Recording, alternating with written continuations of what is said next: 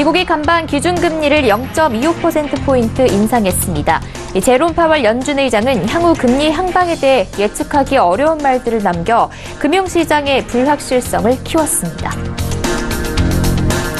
일명 박항서 매직 효과로 화장품주가 베트남 수혜를 입을지 여부에 대해 관심이 나오는 가운데 전문가들은 아직은 이르다는 평가를 내놨습니다. 서울시가 내놓은 간편결제 서비스 제로페이가 오늘 첫 도입됐습니다. 도입 첫날 상인들의 반응은 역시 뜨뜻미지근했습니다. 정부가 3기 신도시 계획을 발표한 자리에서 이재명 경기지사가 후분양제를 도입해야 한다는 목소리를 높였습니다. 센 뉴스 플러스 잠시 후 뵙겠습니다.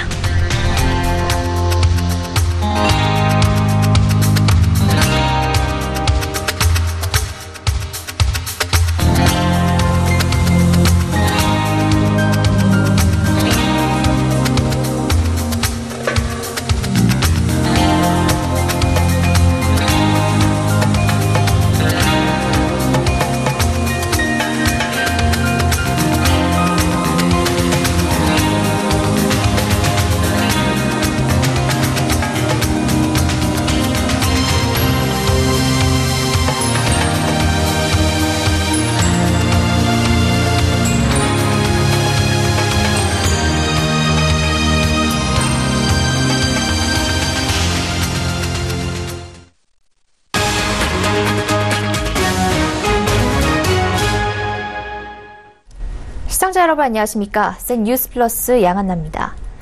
미국 연방준비제도는 간밤 FOMC 회의에서 기준금리를 2.25에서 2.5%로 0.25%포인트 인상했습니다. 올해만 네 번째 인상인데요.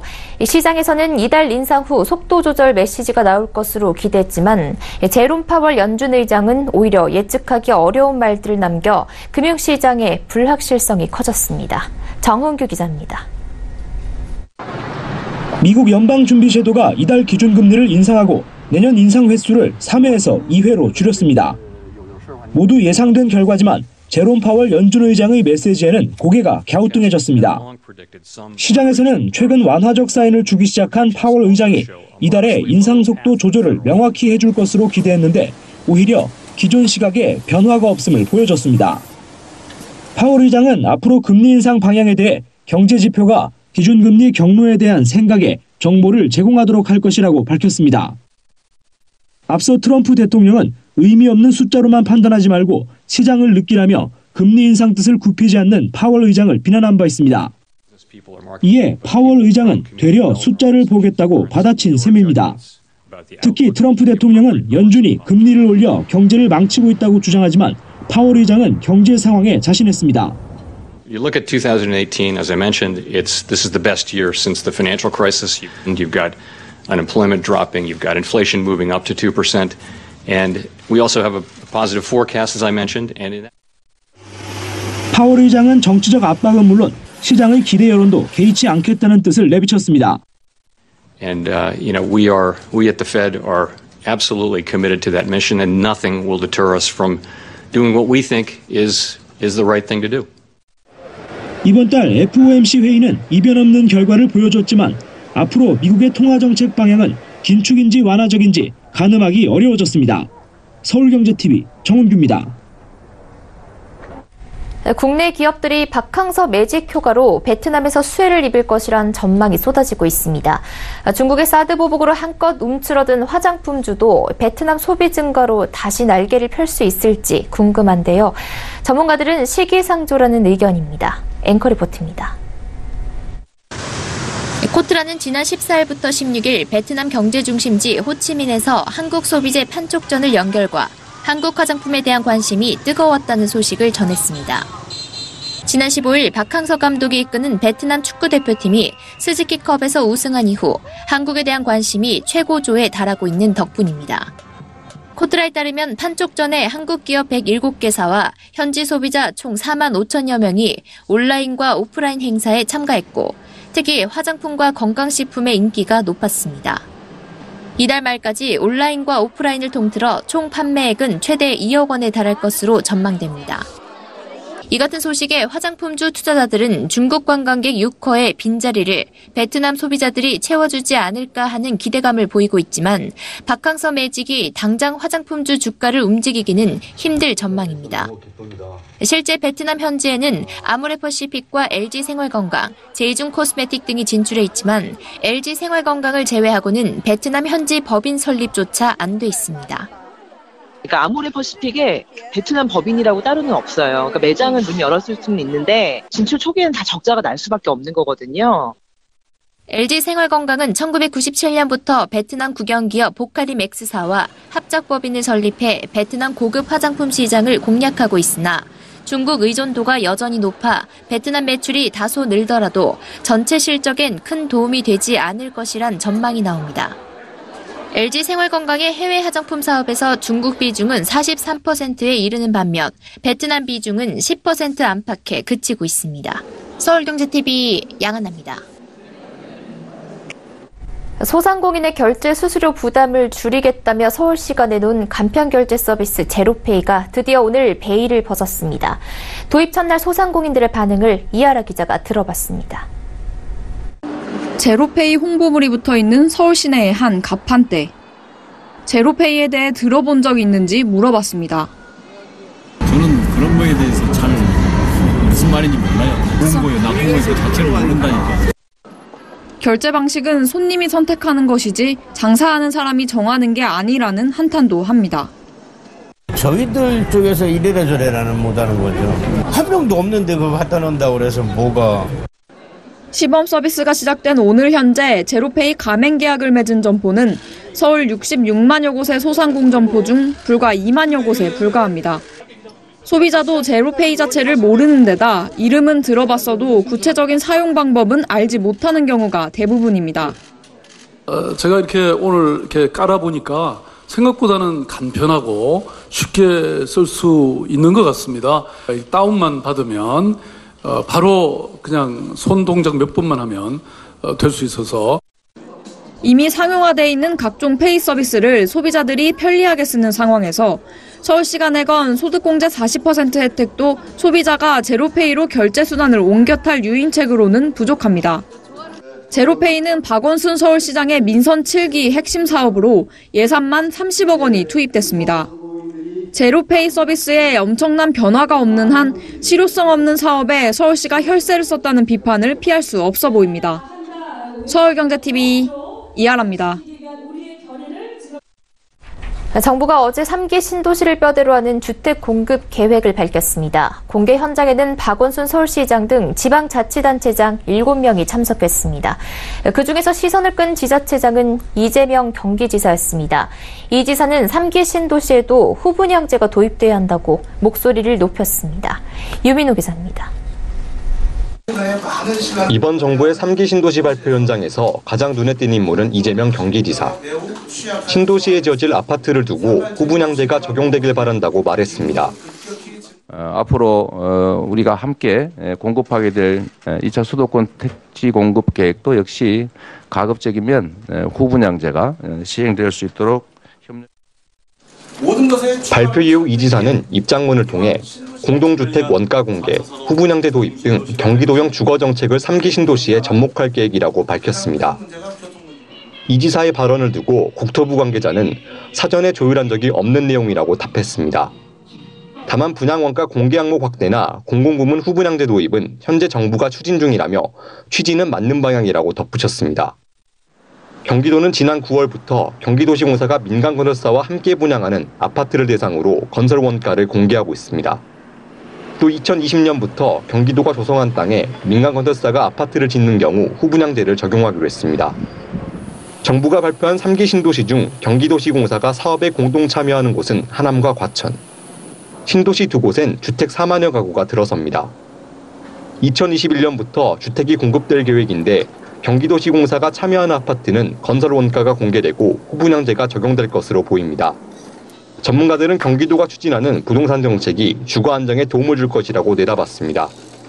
공공택지의 조성 목적 자체가 서민들의 주거 안정을 위한 것이기 때문에 경기도가 실시하고 있는 그 정책을 접목해서 추진하는 게 주거 안정을 위해서 올바른 방향이다 그렇게 생각합니다. 서울경제TV 유민호입니다.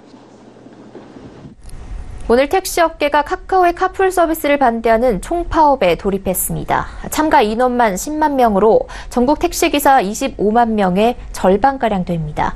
이들은 택시 만대로 국회를 포위하는 시위도 벌이겠다고 밝혔습니다.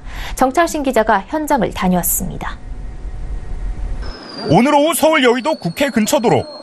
지방에서 올라온 택시 수백 대가 도로 좌우로 늘어서 있습니다. 전국 택시 노동조합연맹 등 4개 단체가 이곳에서 카카오 카풀 반대 집회를 연 겁니다. 택시 만대로 국회를 둘러싸는 시위도 계획한 상황. 25만 택시 기사들 가져오기를 다 합해보면 100만이 돼요. 이걸로다가 생계를 꾸려나가는 사람들, 이 사람들은 어려운 사람들입니다. 국회를 외워 싸든 몰려가든 우리는 그런 각오를. 택시업계는 지난 10일 택시기사 최모 씨가 카카오 카풀 서비스에 반대하는 유서를 남기고 분신하면서 반발이 더욱 거세지고 있습니다. 여기에 카카오가 카풀 서비스를 잠정 연기한다고 밝히면서도 시범 서비스는 7일부터 계속하고 있습니다. 택시업계 시위가 계속될 것으로 관측되는 이유입니다. 이날 경찰은 국회 인근 도로와 골목에 간이 펜스를 설치해 택시의 국회 포위 시도를 원천 차단했습니다. 사실 국회 포위를 하겠다고 밝힌 시위는 이번이 처음이 아닙니다. 지난 1일 민중 공동행동이 2만 명으로 인간띠를 만들어 국회 앞에서 좌우로 갈라졌다가 돌아 나오는 행진을 계획한 바 있습니다. 이른바 하객진전법으로 국회를 포위하겠다고 밝혔지만 경찰 제지로 무산됐습니다. 현재 집회 및 시위에 관한 법률에선 국회 100m 이내 집회와 행진을 금지하고 있기 때문입니다. 다만 지난 5월 헌법재판소는 국회의사당 100m 이내에서 집회를 금지한 집시법 제11조에 대해 재판관 전원일치 의견으로 헌법 불합치는 이 조항이 위헌이지만 이를 바로 선고할 경우 해당 조항의 효력이 즉시 상실돼 사회적 혼란이 올 수 있어 일정 시점까지 유효하다고 보는 결정을 말합니다. 집시법 11조는 내년 말까지 적용되고 2020년 1월 1일부터 사라진다는 뜻입니다. 서울경제TV 정창신입니다. 블록체인은 세상을 바꿀 만한 기술로 알려져 있습니다. 명성에 비해 실생활에 적용될 만한 기술이 나오지 않으면서 블록체인 거품론이 나오고 있습니다. 이에 보안업계가 블록체인 기술을 실증할 만한 비즈니스 모델 만들기에 착수했습니다. 이보경 기자입니다. 도로의 정보를 실시간으로 받아들이고 자동차끼리 소통하면서 움직이는 미래의 자동차. 수많은 데이터가 생성되고 전달되기 때문에 해킹을 당하거나 잘못된 정보를 받아들이면 도로 마비는 물론이고 인명피해까지 생길 수 있습니다. 보안업계에서는 이런 문제를 막기 위해 자동차에서 수집된 데이터에 블록체인 기술을 적용하는 시도를 하고 있습니다. 블록체인은 데이터를 여러 곳에 분산 저장하게 해 하나의 데이터가 위변조될 경우 모두가 조작된 사실을 알 수 있게 하는 기술입니다. 데이터가 분산 저장이 되면서 무결성이 확보가 됨으로 인해서 그 데이터가 진짜다라고 하는 증거가 가장 확실한. 하지만 블록체인 기술은 아직 실험실에서 연구하는 수준일 뿐 실제로 생활에 적용할 정도의 기술력을 갖춘 회사는 많지 않습니다. 블록체인 기술은 거품이라는 의심의 목소리가 나오는 이유입니다. 한국정보보호산업협회 산하의 블록체인 전문위원회는 앞으로 블록체인 기술을 적용한 실증적인 비즈니스 사례가 많이 나올 수 있도록 지원을 아끼지 않겠다는 방침입니다. 블록체인이 실생활에서 검증되면 가상화폐로 인해 생긴 블록체인 기술에 대한 부정적인 시각도 사라질 것이란 관측입니다. 정부에게 우리가 실제적으로 이런 비즈니스를 만드는 어떤 실사례를 보여주고 그런 것들이 성공할 수 있는 어떤 기초가 된다. 이런 것들을 어떤 확신을 주는 그런 작업들을 해야 된다고 봅니다. 2030년 3,300조 원에 이를 것으로 전망되는 블록체인 시장. 실생활을 바꿀 블록체인 기술이 침체된 블록체인 시장에 활기를 넣을 수 있을 것으로 보입니다. 서울경제TV 이보경입니다. 연말 회식하면 과음 후 숙취가 떠오르던 것도 옛말이라고 합니다. 숙취 해소 제품들의 연말 특수가 예전 같지 않다는 겁니다. 이를 두고 유통업계는 일과 삶의 균형을 중요시하는 문화가 확산됐기 때문이라고 봤습니다. 무겁지 않은 요즘 술자리 문화를 반영하듯 숙취 해소 제품 자체에도 이색 변주가 이어지고 있습니다. 고현정 기자입니다. 주 52시간제 등 워라밸 바람이 연말 평일 저녁일수록 숙취 해소제를 찾는 이가 많다는 기존의 공식을 깨고 있습니다. 최근 숙취해소 상품의 하반기 매출 비중이 꾸준히 증가해왔지만 주 52시간제가 본격 시행된 올해의 경우에는 하락세로 돌아섰기 때문입니다.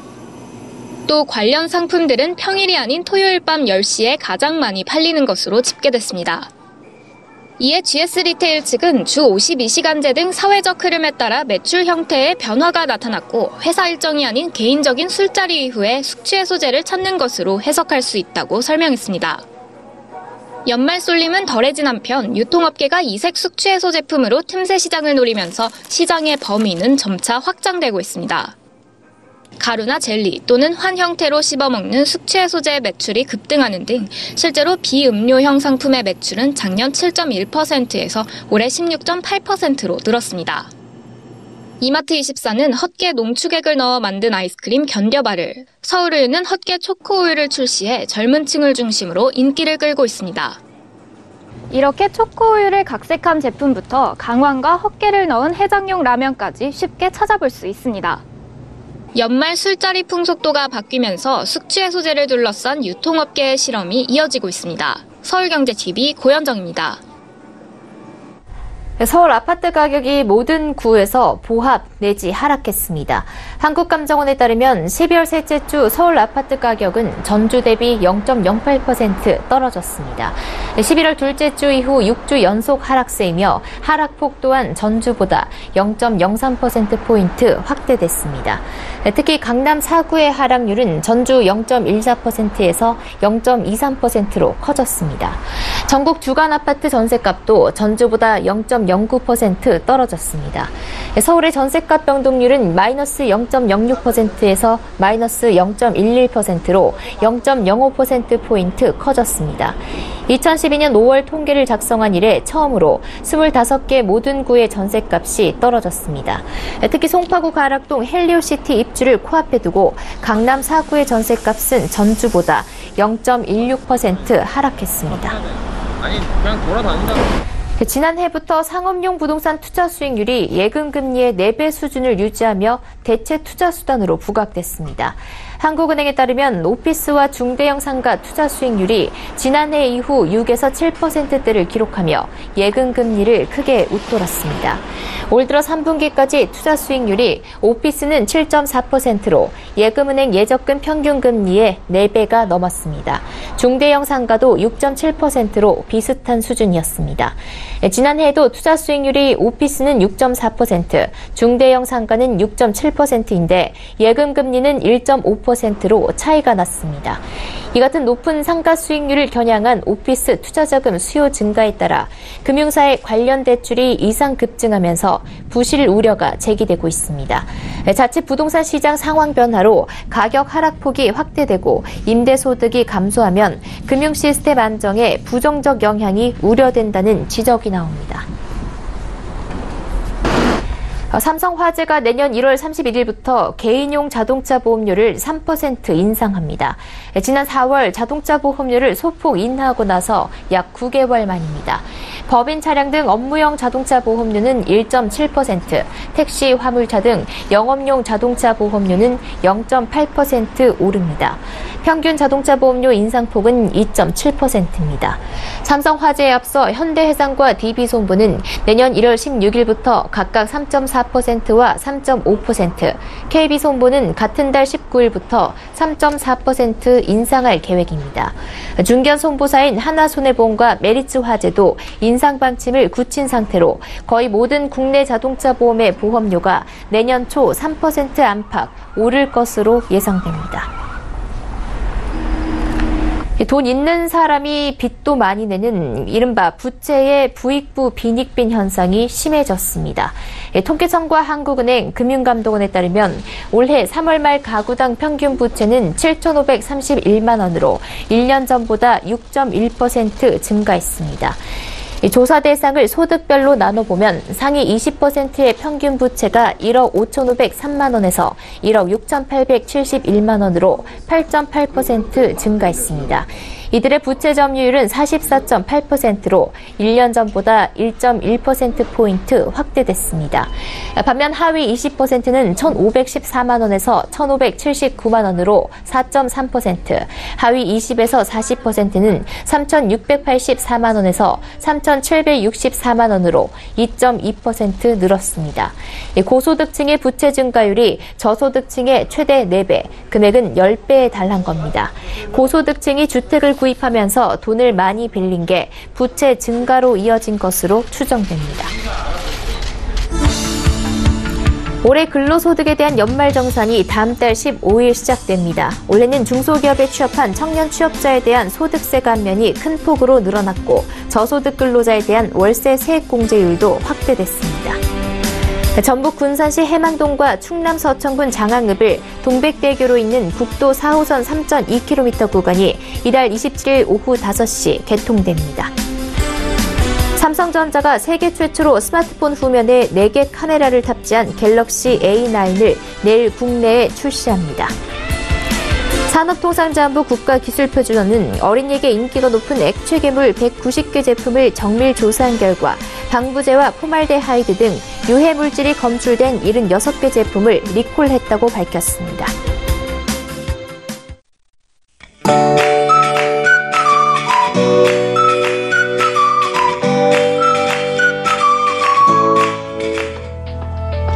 안녕하세요. K웨더 라이프스타일 예보 박유라입니다. 오늘도 고농도의 미세먼지가 높게 나타나고 있습니다. 현재 충청도와 호남, 영남을 중심으로는 먼지 농도가 매우 나쁨 단계까지 올라 있고요. 초미세먼지 주의보까지 내려진 상태입니다. 그 밖에 수도권과 강원, 영서 지역도 나쁨 단계를 보이고 있는데요. 퇴근길 마스크 꼭 챙기시기 바랍니다. 한편 내일도 여전히 대기질이 탁합니다. 강원 영동과 제주도를 제외한 전국의 초미세먼지 농도가 종일 나쁨 단계를 보이겠는데요. 여기에 동해안으로는 건조특보까지 내려지는 등 대기까지 무척 건조합니다. 이런 날씨엔 호흡기 질환에 걸리기 쉬운데요. 건강관리 잘해주셔야겠습니다. 이 시각 위성 영상입니다. 대체로 맑거나 가끔 구름만 지나고 있지만 제주도에는 약간의 비가 오고 있는데요. 밤에 대부분 그치겠습니다. 내일은 동해상에 위치한 고기압의 가장자리에 들겠고요. 제주도와 남해안은 제주 남쪽 해상을 지나는 기압골의 영향을 받다가 점차 벗어나겠습니다. 다음은 자세한 지역별 날씨입니다. 중부지방 가끔 구름 많겠습니다. 아침 기온 대체로 영상권으로 출발하겠고 낮에는 서울이 11도, 대전은 12도로 온화하겠습니다. 동해안 막다가 점차 구름의 양이 늘겠습니다. 낮 최고 기온 강릉과 울진 13도까지 오르겠습니다. 남부지방 오후에 잠시 하늘이 흐려지겠고 이때 제주도에는 약간의 비가, 남해안에는 산발적인 빗방울이 떨어지겠습니다. 바다의 물결은 제주 먼바다로 풍랑특보가 내려진 가운데 남해상으로 최고 4m까지 매우 높게 일겠습니다. 주말까지는 예년 수준을 웃돌며 큰 추위는 없겠습니다. 다만 크리스마스 이브인 다음 주 월요일부터 기온이 떨어지기 시작해 주 중반에는 서울의 아침 기온이 영하 8도까지 내려가는 등 다시 강한 추위가 찾아올 전망입니다. 날씨였습니다. 센 뉴스 플러스 여기까지입니다. 시청해주신 여러분 고맙습니다.